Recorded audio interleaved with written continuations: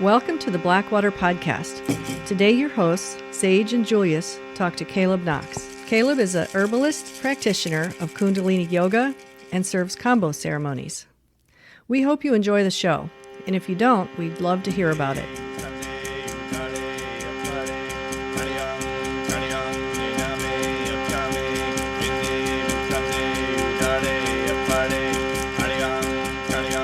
We're here today with Caleb Knox. I've been peripherally aware of Caleb as he's moved into the Pensacola space in the winter times. Haven't had the pleasure of meeting him until very recently. Caleb is interested in a lot of the spaces that I'm interested in. He is engaging in the sacred healing spaces and men's work spaces and holistic health spaces. And I'm really just excited to see where this conversation goes and to learn more about Caleb and his journey and his hopes and dreams. Yeah. I just want to comment that we have not met, but I am happy that you are here with us and that you are showing interest in this podcast, and may we move forward in a good way. Oh, thank you. Yeah, and I'm interested to hear more about you as well and how you started this podcast, and I just heard a little bit about what you're doing with growing the edible mushrooms up there for food. Yeah, definitely like to hear more about you. You were telling me about your name, Sage, so I'm very intrigued by that name. It's one of those. It's always a conversation starter. It seems. I live in a pretty rural area. So it's always interesting to catch people by surprise when I'm introduced. You don't hear too many sages out here in the country. Yep. No. So it was the wisdom and not the plant, or maybe they're one and the same. Maybe one and the same. Yeah. I think the plant can bring wisdom, clarity.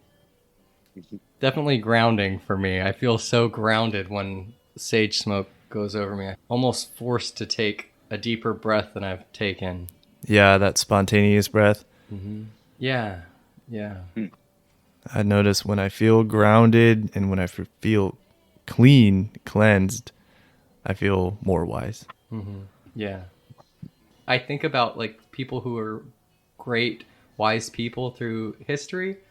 I know that their wisdom sometimes doesn't make them do good things, but I imagine if they did acts that were not good acts, they were probably not grounded while it happened. Like, if we're not grounded, all the wisdom in the world doesn't help us. Yeah, create those intentions first. The intentions for knowledge. A lot of indigenous cultures say we're very overly stuck in the head, so we've become imbalanced with the development of the intellect. And so retaining that connection to the heart, and having the benevolence in mind for knowledge. So it's not just endless information. That could just be the matrix, right? Just those endless stream of codes. So it's like, what are we doing with our wisdom? That's a great point.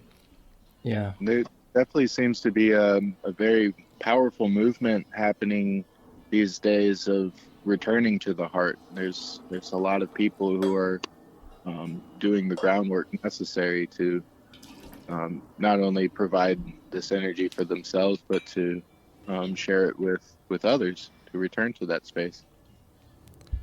I feel that. I noticed that as well. It's one of the synchronicities that's come up for me is the heart as a theme. For example, I'll just give you one, is I moved to Seattle from kind of central northern California about 2 years ago. And I'd been teaching yoga in California around San Francisco area. And when I got up to Washington, I was slowly trying to generate or manifest ability to teach yoga, and a studio reached out to me, and they had actually seen what I was just speaking on at that point and what I was sharing. And that studio is called the Heart Center for Awareness. Heart Center for Awakening, I think that's what it is. The Heart Center, we call it. And so shout out to the Heart Center. But I just knew that was the right place for me, and teaching Kundalini yoga, and it's a lot of talk of the third eye and the crown chakra, and you got to get this energy out of the base of the spine. And I think if anything, it's the heart that I want to focus on, that anahata, that heart center, energetically in the body. But I think it's all a balance of the chakras. But just one example, and it just continues to keep coming up for me. And I can get stuck in my mind for sure, so it's the wounded healer kind of thing. If somebody's teaching a certain modality, it's almost certainly because they struggled with it. And so I've had the looping thoughts and, getting into the brain too much. So, but I feel you, Sage, it's like a collective consciousness thing. It's really cool. I look forward to us collectively returning to those ways. I've studied a little bit of some of the Quechua teachings around that, which is medicine people in northern Peru, and they say that we have such a massive capacity in our heart space to affect change. The electromagnetic field out of the heart is, they say, I don't know, it's like 100 times stronger than the brain. And there's all these latent capacities that we've forgotten. Like, we can talk beyond languages, and we can speak with animals, and we can just know what plants do without having to just test them out. And that for them comes from the heart space. So if what you're saying is true, that collectively that's a theme coming back, from that Quechua perspective, that would be a very good sign. Caleb, can I get you to back up a little bit? I'm curious about your journey. You kind of talked a little bit about part of your life in California, but I'm curious what has brought you to where you're at right now? It's a good question. You can always trace it further and further back, right? Like, been starting to go back even into adolescence, and some of the dreams I'd have very vivid kind of, I don't know if you would say somewhere between, in some ways they were nightmares, in some ways they were lucid dreams, in some ways it was sleepwalking actually. It's a sleep paralysis, just some odd experiences, that later on I reflected were very shamanic, and then several experiences as a young boy growing up in Colorado. For right now, kind of fast forward from there and just go into, you asked me about California stage. So I think it's like it moves in a wheel. So okay. I'm going to try to just start in the middle and maybe spiral out. I love it. My family moved to Washington State. After Colorado, we lived in rural Michigan. So I had some time like on a farm actually, so Sage, probably kind of similar to what you're experiencing, is like, let's get out of the city. Let's be out in the country. We had cows, we had pigs and animals and land and Amish neighbors and stuff. And then we moved to Washington, to Seattle area. A big change in direction for our family. Just, I think having more opportunity was going to be important. So growing up in Washington, I would say I had a lot of these inclinations of what was maybe going to come. I was very curious about things. I remember when I was like 11 years old, I think I read Jimi Hendrix's autobiography, and I read Jim Morrison's, and I ended up reading, by the time I was in high school, I think I did my senior project on the Merry Pranksters and Ken Kesey, the electric Kool-Aid acid test. And I was just interested in that era, particularly in that consciousness awakening. At the same time, I was very straight edge, so I wasn't very experimental. And it was just because, a good amount of structure and even sheltering in my life. Mm-hmm.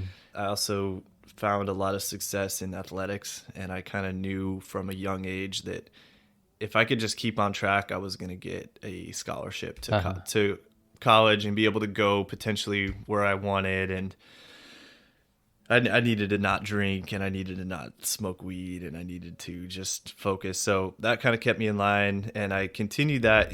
I did go to college. I ended up staying in Washington. Just thought that I needed to be around water.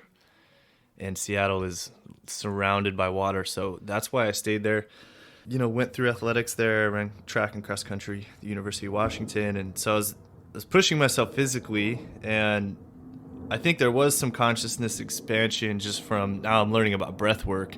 It's like I've been doing breath work my whole life, you know, pushing into pretty much altered states through running. Mm-hmm. Aside from that, though, you know, I was pretty in the box, you know. I was very regimented because of that. You were protecting your future? Is that what I'm hearing? Well, I was just protecting my present as being an athlete and having, you know, that opportunity to go to school. And, you know, like I said, it was a little scholarship and just to try to get my degree and stay focused. But I kind of knew I was probably going to like experiment a little bit and get out of the box. And that's what happened after school. I traveled, and that was a big part of it. Is I went to live in Ireland and for a little while, and went to England and Portugal, and just kind of got opened up. Really started surfing at that point. And the ocean was like very expansive. I remember I was in Portugal, and I was exposed to some documentaries, just kind of like, this is how the world really works kind of thing. And it just blew my mind. It was actually very disillusioning. You know, it's kind of like a lot of things are a lie, you know, and I didn't really have the spirituality to lift me up out of that. I was just, you know, it broke the illusion, which is good, but it took me a while. You didn't have an alternative to replace it? Not really. I had gone kind of in and out of stronger phases of Christianity, and, you know, now I call it Jesus medicine, you know, because that's in my medicine bag. But as far as a structure to explain the world, I wasn't, you know, sure if it was explaining everything. Mm-hmm.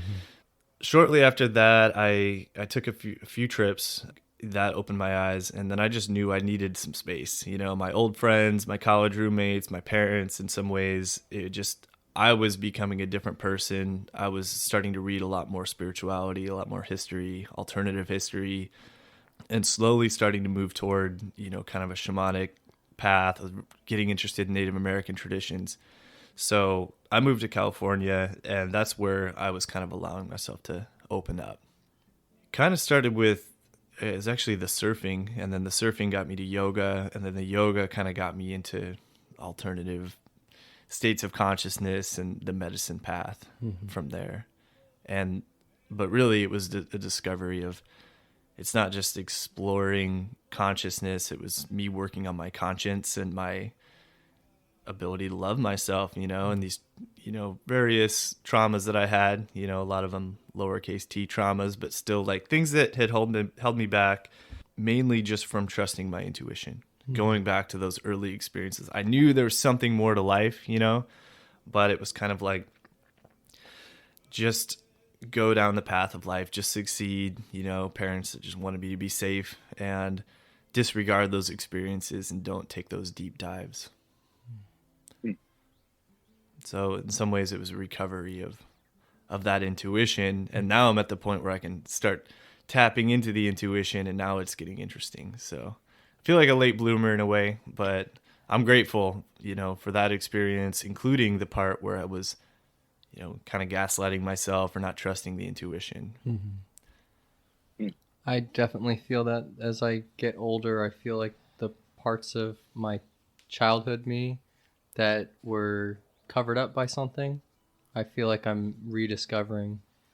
And I think it's only because the safety that I've felt as I've become an adult, I can go back to those things and maybe not need the protections that quieted them.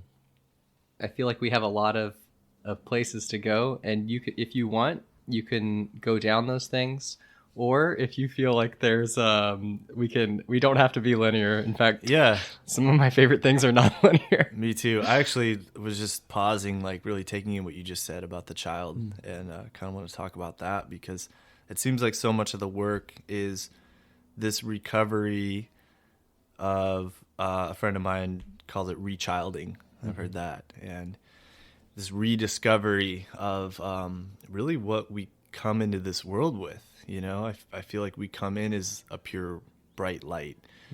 And we still have to grow, and we learn wisdom, we learn from elders. But it seems like we're subject to losing a lot right away.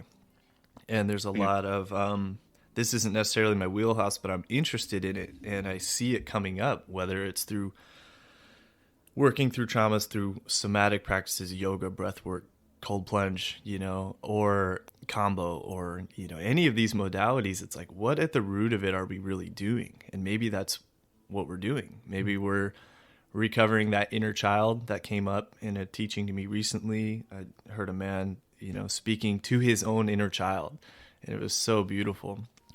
That part of us that's so innocent and pure and connected to, whether it's the astral plane, whether it's past lives, it's something, whether it's the womb, we're still connected to that, and we're being like ripped out, disconnected. Mm-hmm. Literally the hospitals, I think it's getting better, but that practice of like, shout out to all the doulas out there and the, the, which are now covered by Medicaid in some states. Hey, yeah, I mean, women just doing massive work right now, like coming back to natural cycles, go on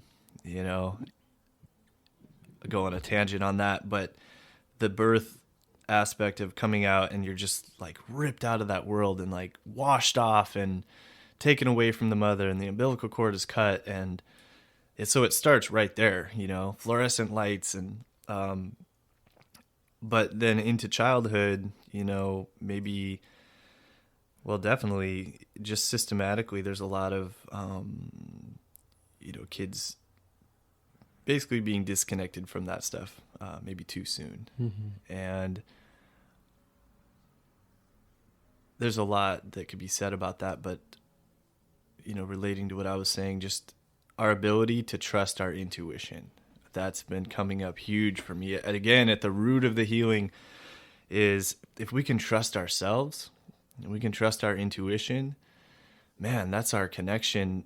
And to me, that's our connection to ourself and to God, mm-hmm. is, in my dichotomy. But to sever that, you become very subjected to outside suggestions. You're following other people's ideas of the truth, and we're not listening to our own bodies. So that gets into why we're so disconnected from our physical health, why we're so disconnected from our spirituality. And, a big part of, my work is also just,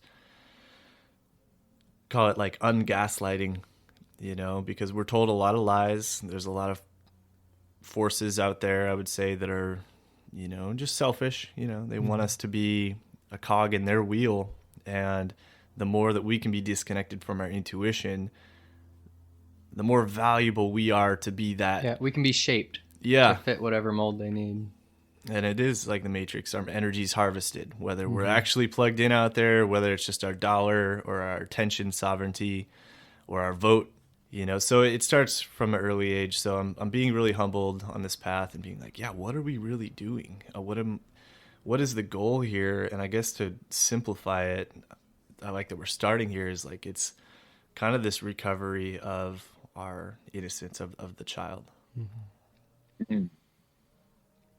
So would you say that, just kind of to bring it into the present, what the work that you are accomplishing at the moment, is it primarily aimed towards kind of setting people on a healing path, on like you said, as a path of recovery in a way? What are your intentions for the kinds of work that you're doing?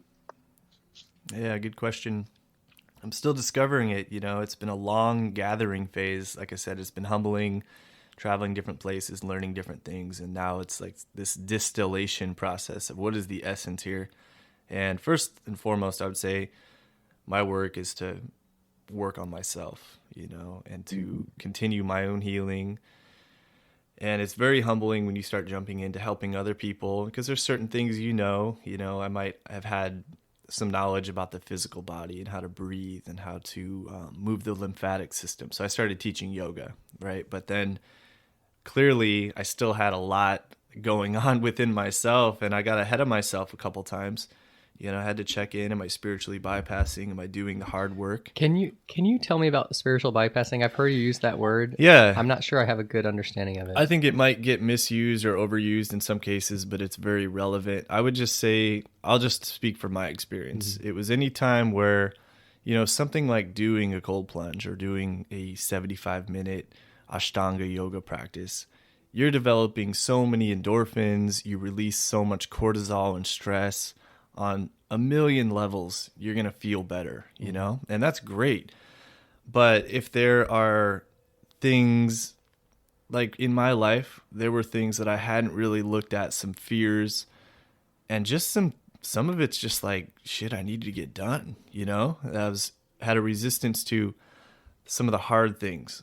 I was able to go longer without doing those issues because I was buzzing off of all those endorphins, and my stress was low, but it became a thing of like, what is the root cause of this stress in the first place? I feel like I'm emptying my bucket every day, but I'm not realizing where is that dripping water coming down from that's filling the bucket. Yeah.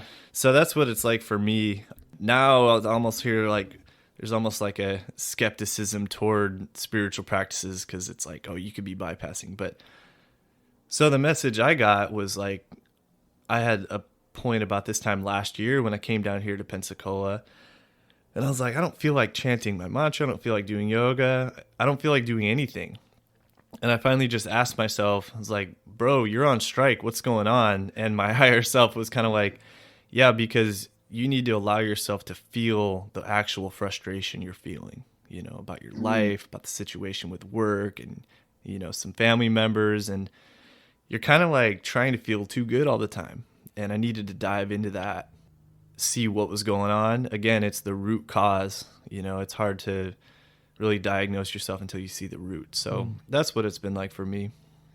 It kind of reminds me of this saying that faith without works is dead, but kind of inverse, where you're doing all of this work, but sometimes you have to just return to the faith. Yeah. That came up. I think we spoke on that a little bit yesterday about how sometimes lately it's been a little more, I went into nurturing and a lot more like feminine healing. And lately that's kind of this message of, you're going to feel really good when you get some shit done. You know, maybe that could be said to be a little more of the masculine side. That's how it feels for me anyway. But yeah, the works are super important. But what I'm finding is it's like everything can be a bridge. So for example, now when I practice, when I get in the cold plunge, I'll stop and pray and set an intention for what do I really want to release in here? What am I asking for? And it's becoming kind of nuanced. Sometimes I'll set an intention basically that ends up like to be setting another intention, meaning I'll be like, my intention here is to do some healing practice every day. And it's like, well, what's that healing practice for then? You know, so to be really specific about, you know, I want to show up and create this. I want this to become real in my life. And that's what I feel like the practices do. Just take it out of that endless loop of like healing into more healing. We can become addicted to that process. And it's like, what if we were healed? What would we do with our time here? What would we create? Yeah, we're creative beings. So that's my current place with it is, you know, I think that healing can, and again, coming back to kids are so creative, just naturally. So I think I'm arriving back at that place. Can I ask, like, do you know what these root things, what was, like, you're talking about the drip, like you were getting rid of the water, and maybe we've already talked about it with the childhood stuff, but is there another thing that you feel like you've identified that is what's creating this metaphorical drip of where these negative emotions and things are coming from? I've worked on this a lot, and where I've arrived in it is really like the suppression of creativity. And somewhere along the way for me, right about that time I started having those experiences, I also had a massive jump, not only in consciousness, but like self-consciousness in a negative way.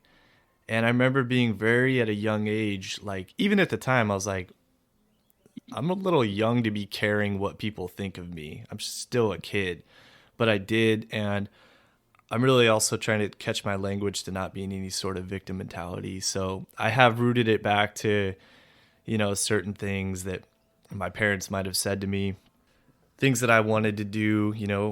I'll tell a story just briefly. Like when I was about 10 years old, I was like, I got it. I know what I'm going to do. I want to be a music journalist.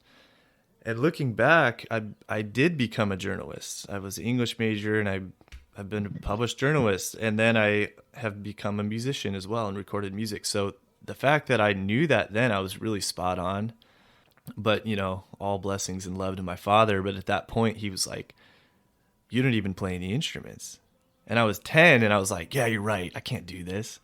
And it wasn't like, oh, well, let's get you a guitar. Let's get, or let's get you to talk to some writers. It just wasn't cultivated.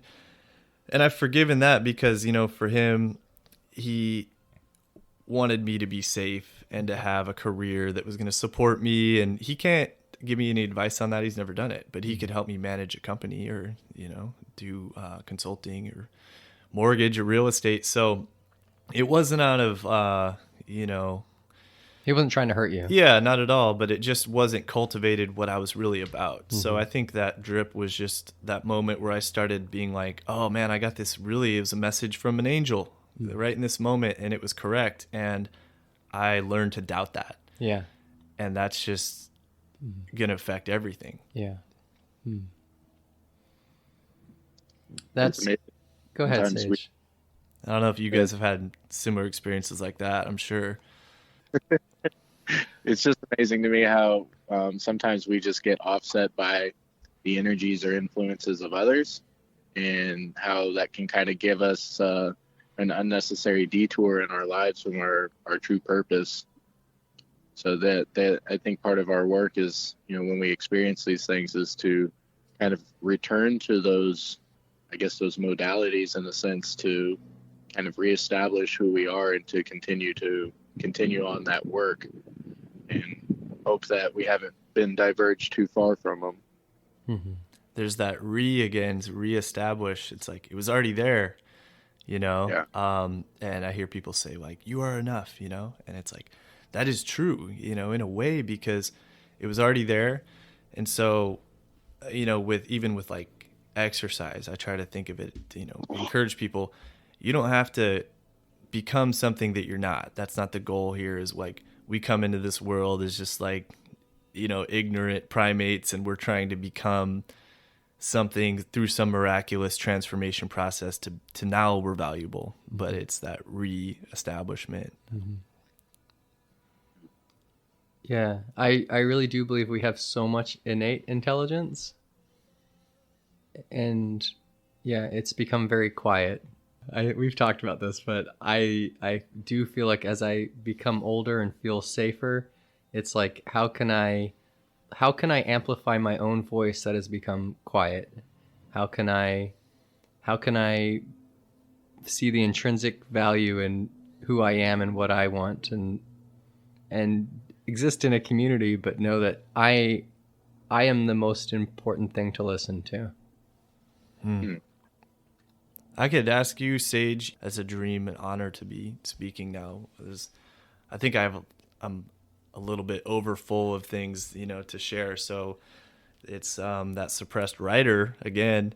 So, but as somebody who has a podcast, was there sort of a time where you recovered your confidence to share your truth and speak your voice, or were you kind of one of the strong ones that were nurtured to have that? Yeah, anything with your life, with, you're sharing wisdom and creativity, as the name suggests.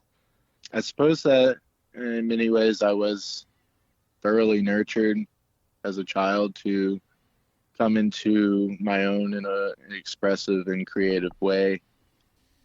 I have also reflected in my own journey how much I've kind of unintentionally, or maybe even intentionally, subconsciously, just kind of offset myself, which is, something that I've encountered many times throughout my life. And I think what, in the air of reestablishment. I've definitely been doing the footwork of kind of reestablishing my own truth and my own wisdom.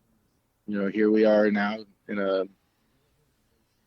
a way, kind of coming to a place where we can just exchange and share our truths in a meaningful way. And part of our purpose with this podcast and these conversations is giving these ideas and thoughts some air, to let them breathe and let them grow in an organic way. The intent of just simply letting them be, and if they become more, then that's that's part of that journey. Sage, I wanted to touch on something, and this is like actually a perfect potential segue or ending, because everything that I've said up until this point, awareness of self and where these things came from and how children maybe get off track or separated, what you just brought in was actually the key, which is taking responsibility, but being aware of your own resistance, because the truth is, even if we're nurtured, it's still hard to be creative. In some ways, it's to sit down and really pour your heart out. That's what we revere the great artists for doing, where they're our heroes, because they did that. And it takes courage no matter what. And I think that we also need to acknowledge that, because it's so easy to get caught in a victim loop, or like you go to therapy and, this is the source of my traumas. And then you go every week and you get more and more familiar with it and you actually reinforce your story. But it's like, yeah, but what are the tools to get over that? And then finding, like, going back to what I said about sometimes just about getting shit done. So you get to a certain point where you recognize maybe some setbacks and you get a few tools, but something that really helped me was tapping into this book, the War of Art. I forget who wrote that at the top of my head right now, but it talks about not The Art of War. It's called The War of Art. It's a newer book, and it's about creativity, and it's about leaning into resistance. And he says the hardest things are like anything involving using your abdominal muscles or creativity.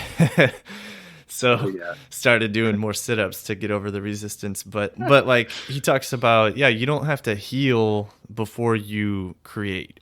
The creation is the healing, and just sitting down and again, just taking responsibility, recognizing it's going to be hard for all of us, and just be authentic and create what we want to create. And so, I don't want to encourage us collectively to get too caught up in where does that drip come from? Okay, well, we see it, but it's hopefully once you see it, it's like you just realize it's kind of an illusion anyway. And we still have the ability, no matter what happened to us, no matter what people said to us or did to us, we still have that. And I have to look, specifically at my journey and be like, a lot of it was me just, I think what can happen is, somebody said one thing to me, and now every time I'm just scared because I'm scared, I get to like kind of put it up, pin it upon that statement that held me back. Yeah. So the victim thing can really perpetuate, and then the process of just doing it is healing. So I just wanted to like really point, honor that you said that, and that makes total sense. It's like, that's how you're doing the podcast. You took responsibility and you did it. And it's really the truth. And when someone feels serious about pursuing their truth and honoring just this nature of reality that we are all experiencing together, is that whether we've come from hardship or not, we have to take responsibility for our lives. It's paramount, I think, for our growth as individuals and ultimately our evolution as a collective.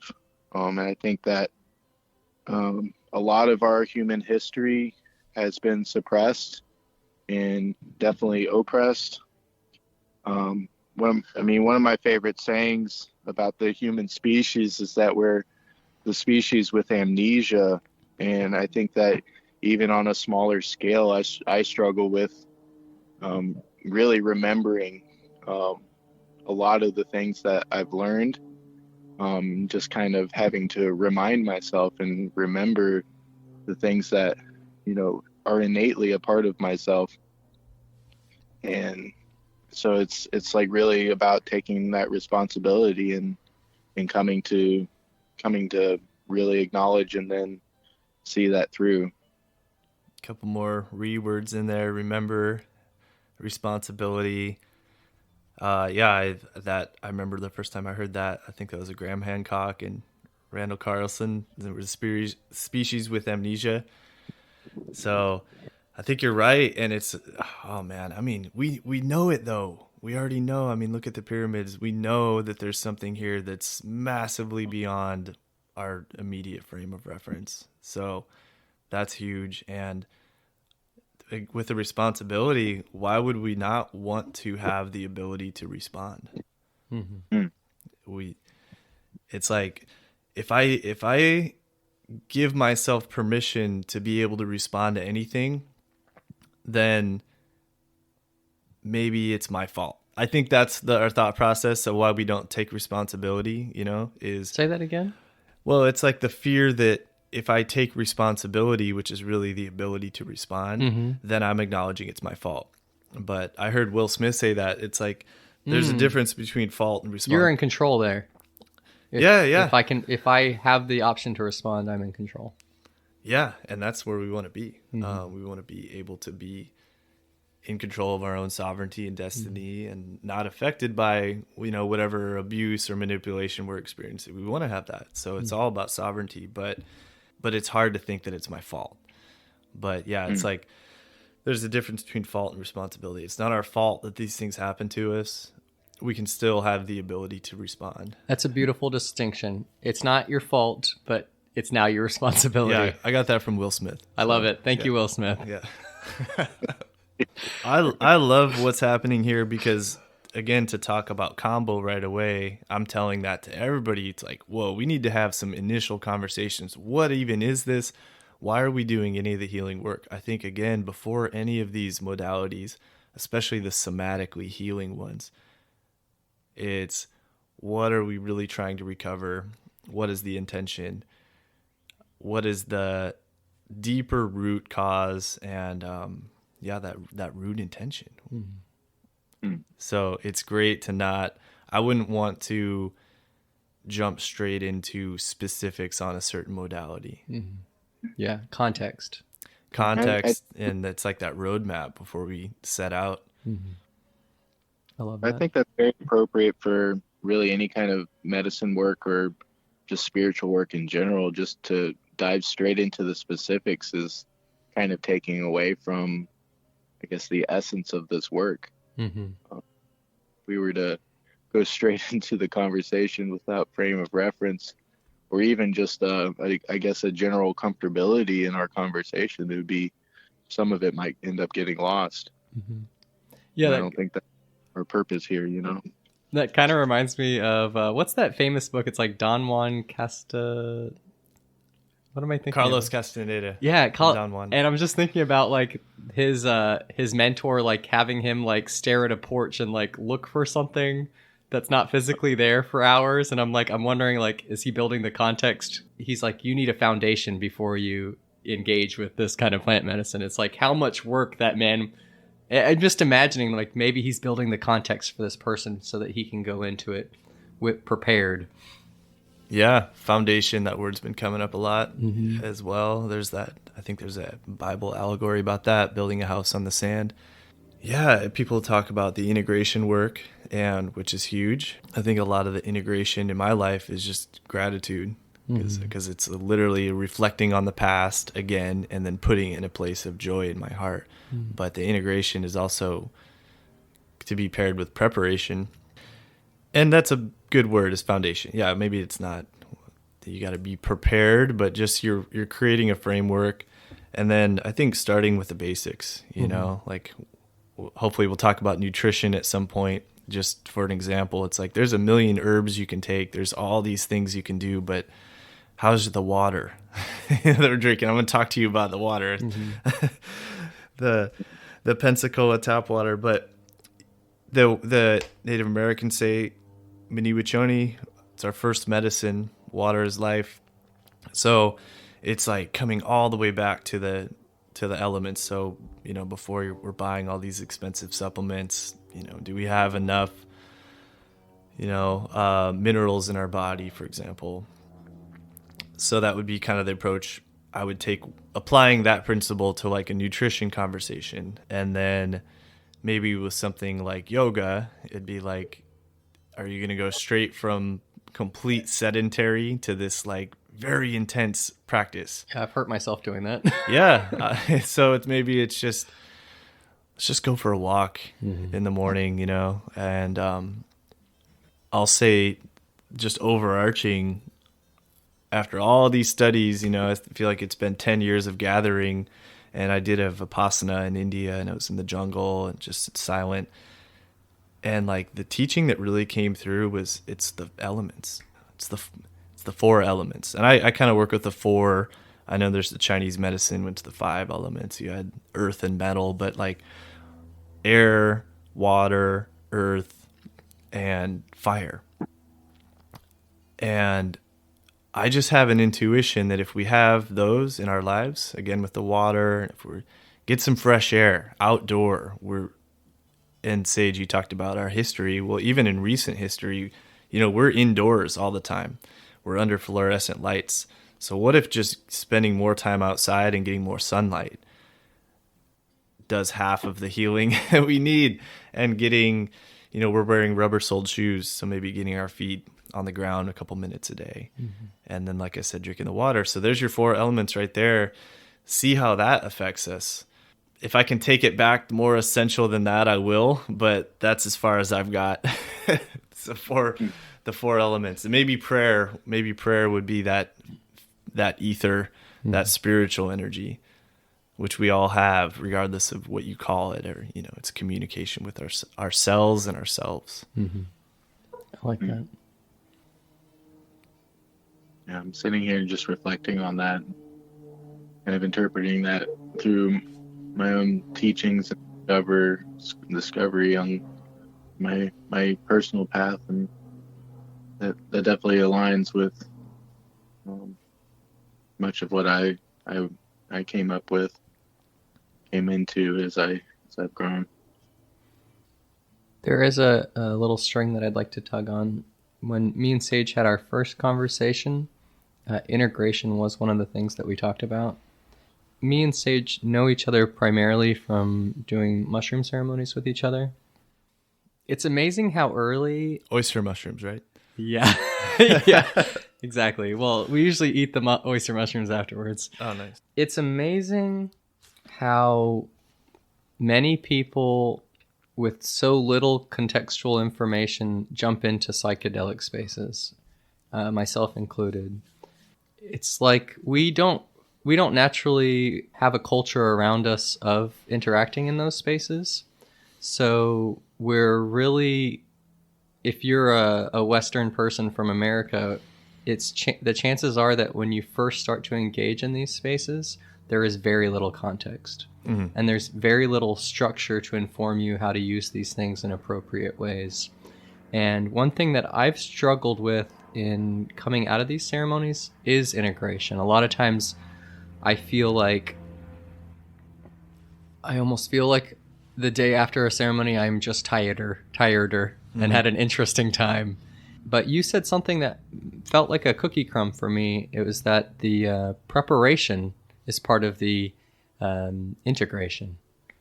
Can you talk more about not necessarily any particular substance, but like the idea of a preparation, some type of potentially transformative or eye-opening event, and then this integration, what that process looks like?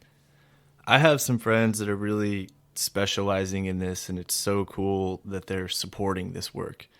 It's great to support these traveling, curanderas and pages and elders that are coming through with, because they're only going to be here for a little bit and then they're going to leave. But we're here, and so it's cool to see people stepping up and doing that work to help people prepare and integrate. And I'll say that I am not, at this point, I don't consider myself necessarily as that, especially for something, like ayahuasca but what I'm building right now is, holistic offerings for what I do know. And then for everything that I'm not specializing in, I have a network of people. Mm-hmm. So my brother Kyle down in Costa Rica is like full on, it's his life is integration preparation.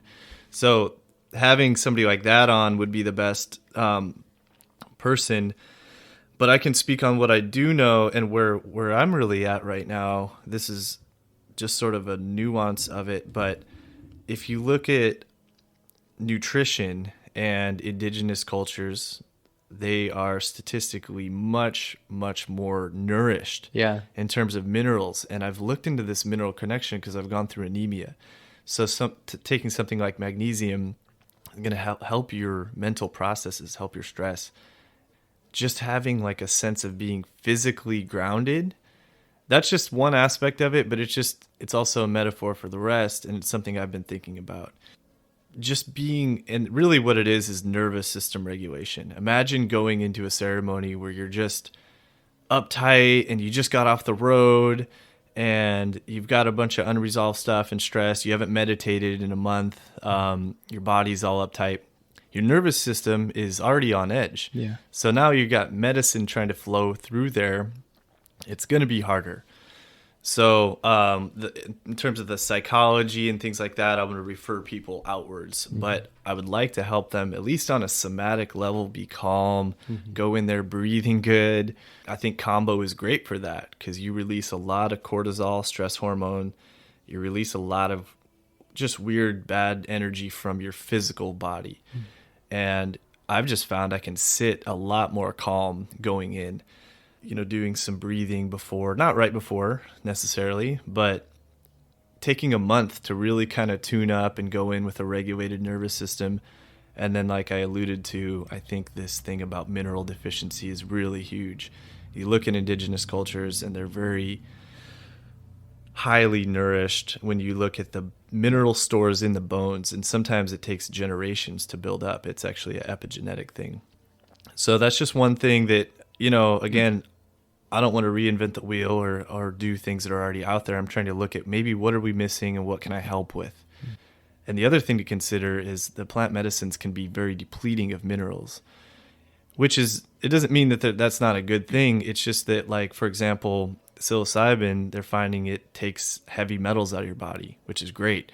But that cleansing process you go through, it's probably going to just kind of strip out a lot of things. So you want to make sure that, you probably don't want to microdose every single day for a year, and if you are doing things like that, you probably want to take some supplements to make sure you're getting enough, because already if you're in this country, in North America, you already have a 90% chance of being depleted in several crucial minerals that are going to make you feel a little on edge, So that's one of the preparation aspects that I'm looking at that is maybe overlooked. And, forget the name, but Mineral Shaman on Instagram really is doing good work with this and got me tuned into it. And again, it's just, how can I help? What might we be missing that the indigenous, like you mentioned, have that culture and framework and like baseline. They're living out in nature all the time, so their nervous systems are more regulated. They don't have as much like EMF, throwing you off. So, okay, you got EMF, go do some Reiki, go do a cold plunge, have the ability to respond to the environment to get to a more regulated state, going in grounded and have a little bit of a baseline of health. I've also got the message from the medicine that it's like, really, you want me to do it all? You got your tools. You could have at least wiped your shoes off before you came in here, like that kind of thing. So, and the medicine, I think, is like also, and I say it like it's a conversation because it seems like that sometimes, but I've also had the medicine be like, hey, you've done what you can. You really showed up and I see you and I'm going to give you the next step. But also if you do a ceremony, you come back 3 months later and you haven't done any of the things that came up in the first one, it's like, especially with grandmother, she's like, hey, did you do any of the things I told you to do the first time? Why are you back here? And she's put me in timeout a few times. Is grandmother ayahuasca? I say grandfather peyote, wachuma. that resonates a lot with just I have pretty extensive experience with psilocybin at this point in my life, and there's been numerous times that I've engaged in ceremony without preparation, without doing the homework, returning with the same questions, returning with the same intentions, and the medicine just kind of dismisses you. Like, left wondering, what have I done wrong? And I don't think maybe that's necessarily the case, but there's always a back to responsibility, a level of responsibility that you hold towards the medicine and your own wellness and preparation for these kinds of experiences. Any good teacher is going to help you discover how to be your own healer, help you draw your own conclusions, and not just spell it all out for you and do the work for you. It's an empowerment thing. So I think that's what these things are doing, and that's one of the intentions going in as preparation to make sure you're not just expecting this thing to fix you. Talk about one of my friends talks about Emily. She serves Kambô up in Everett. So meeting the medicine, meeting it halfway. And any good teacher is like that. Have you studied? Have you practiced these moves? As a martial art teacher, have you put in the time? Okay, excellent. Let's move on. And then if you haven't, the teacher will say, "Well, go study." And it's not empowering if they do the work for you. Yeah, because even if they get you through that gate that one time, we got those retrogrades. We're going to revisit that lesson, and we have to remember how we got through it. And so we have to have those training wheels taken off, so to speak. Yeah, I like that. We haven't talked anything about your business, the goals and vision. I guess we've talked about a little bit of, I feel like maybe we understand maybe why you're doing what you do, but I do feel like I want to give you some time to talk about that. I can say it in 30 seconds right now. Okay, cool. And it's perfect how it went, because it's just, it's not something that can be totally packaged. I want it to really be relationship based. So eventually I'm working with one-on-one, and groups, but what's going on with you? Let's talk for 15 minutes. I'll tell you about 15 minutes what some of the tools that I have and I'm working with, and we'll see if there's ways that can overlap. And then for all the other ways, I have my network, and that's a big part of supporting my community. But I'd say specifically it's about movement, just looking at any stagnancy in life. So physical movement does so much healing. So as a yoga teacher and, with the breath work and things like that, and then there's a little bit of nutrition coming in, just very simple things. How do we get our microbiome set? How do we remineralize our bodies? There's some detox in there too when it's appropriate. Kambô is a great medicine to release tension and stress in certain cases for certain people. And with the preparation, maybe with some integration too, definitely with some integration. So those are some of the things. I'm launching my website. So it's, people want to check that out. It's reevolutionhealingarts.com, and it'll be building more information as to come. Yeah, it's just kind of, it can't be described in a word, but if it could be, I would say removing stagnation and recovering to our vitality. I really love, Caleb, how you're setting up your existence as a healer in a community. And I feel Absolutely. I feel like that's fairly nuanced as far as things that I've heard. I've never heard an interview with someone in some kind of healing space and they're like, this is what I do, and I exist in a context of other people who also do things that are important. And I love that. Well, it's the nature of holistic, is you have to come at it from all angles and balance. And, in my Kambô ceremonies, you're going to get a more masculine energy, but you might need a feminine energy, including if you're a male, you might need to be nurtured by that. So I'm trying to bring in supporters, collaborate with women, for example, and we got a lot of work to do. So I'm envisioning big things, groups of 50 people doing breath work, groups of 50 people releasing together, purging out with Kambô. That's going to be powerful outdoors. So let's do it at the beach. That sounds like tourists would love to film that. Exactly. We're almost there. We don't want to freak people out, but it's almost going to be to the point where it's just we're human beings, we're doing this, we're healing. But yeah, it's abundance mentality, and again, with the victim mentality, it's been my number one thing that I had to heal, and the scarcity mentality. So there's no competition for me with anyone. There can be 10 more sound bath people in this town, and there's plenty, because you know what? There's at least 10 concerts happening in bars with people drinking alcohol. So why can't there be 10 sound baths in one night? And I had to look at that. I'm like, oh, there's another person serving Kambô. Am I going to, I have to promote myself. No, we don't have to promote ourselves and become insta famous. We need to build a community because, like I said, people are coming out of the woodwork, waking up to the manipulation, and, the mainstream is just letting us down. So we're going to come together, and we're going to need a lot of support. Thanks for recognizing that. Yeah. I You told said this... that collaboration. I heard you say that, Sage. So Yeah, just that collaboration is really just the key to, I think, the success of this kind of collective movement. Many of us are starting to become aware of and participate in. It's active participation and unification it's together. like permaculture. It's how nature works. It collaborates with itself. There's not one thing that's the corporate structure. So that's what we're trying to transcend. That's beautiful. Well, I just want to thank you guys so much. And I just want to thank anybody who's in Pensacola, Florida. This is like such a beautiful place. I don't know how I got to end up starting to come down here. Shout out to my mom for moving down here, but come to see her. But this community is so welcoming for me. Nobody has that scarcity mentality with me. Like, oh, we already have that going on. We already have somebody serving Kambô. I'm learning from you guys, and I really appreciate the opportunities to step up and serve here and to receive a lot. So thanks, and thank you, Sage, and thank you, Julius, and thank you for both having rad names. And what's that? I'm out of my commitment, so maybe we could do a sound bath. Yeah, we could do that. I mean, I think maybe... How do you feel energetically right now? I feel great. I think that'd be a good way to kind of embody things down.